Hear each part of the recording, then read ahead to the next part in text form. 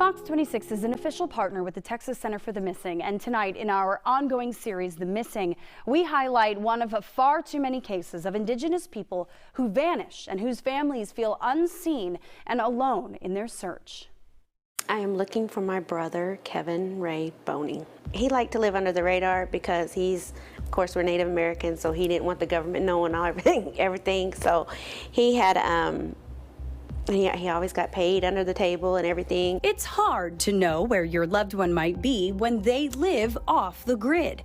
But after April 2007, family of Kevin Ray Boney started to grow suspicious that they hadn't heard from him, recalling a strange final encounter while walking out of a theater near Veterans Memorial Drive and Highway 1960 in Houston. Mom started talking to him. Some guy came up and was like, "Hey, dude." He was trying to get argumentative with my brother. And I remember he had glasses. He had like an old Honda Accord, and his car was filled up with junk. The family didn't know this man and aren't sure if Kevin knew him either. The one thing they did know is Kevin had plans at the time to move to Oklahoma and get back together with the mother of his child. My younger brother's dad was living in Houston, and he was going to ride with him back to Oklahoma. And so he's the last one that saw him, because he said he came over and he brought his stuff over there, but he never did come back. So he was all packed? Mm-hmm. Did they get in the car and go, or he never came back? He said he never came back for the ride. And never made contact with his family again. When police came to question his would-be driver, He won't talk to him. Why not? They can't find him. Is he missing, or he's just evading them? I think he's evading them. I know he's alive. the same man that Kamisha says had abused her and 4 of her siblings is now withholding information about her brother's last known moments in Houston. But it gets even stranger. One day, there's a knock at her mother's door, with Kamisha describing police barging in looking for Kevin. They made my mother get in the middle of the living room floor and her boyfriend in the middle of the living room floor. And they're like, "We know he's here." And she's like, "We know we've been seeing him." She's like, "He's driving that Suburban."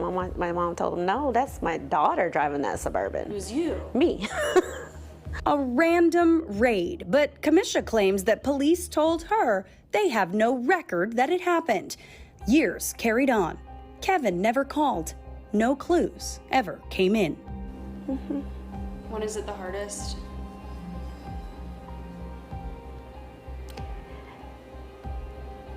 I say around his birthday and in April.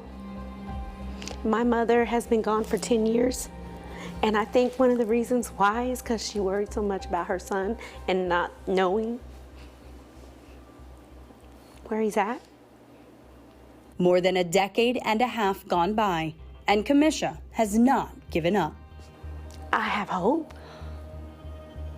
I have hope. He was diabetic, so I don't know. What's your best theory on what happened? Maybe he's in witness protection, because now his daughter is married herself. She has 2 kids, so I don't think he would be away from that, because he adored kids. He used to always try to teach me how to play the guitar. He was a big part of my childhood. My youngest daughter, she's like, "Mom, Uncle Kevin's alive. If you don't want to be seen, that's fine. Just tell us you're okay. Just tell us you're okay." So the family asks that you please just keep your eyes peeled for his face, because Kevin's niece swears that sometimes she sees him in the distance in a crowd, and she's almost convinced that maybe he's still here, keeping an eye on her, but keeping his distance. You'll find Kevin's story and all reports from this series on fox26houston.com. Go to the missing section under the Fox 26 originals, where we've had a person found within minutes of a report airing. So please help us spread the word.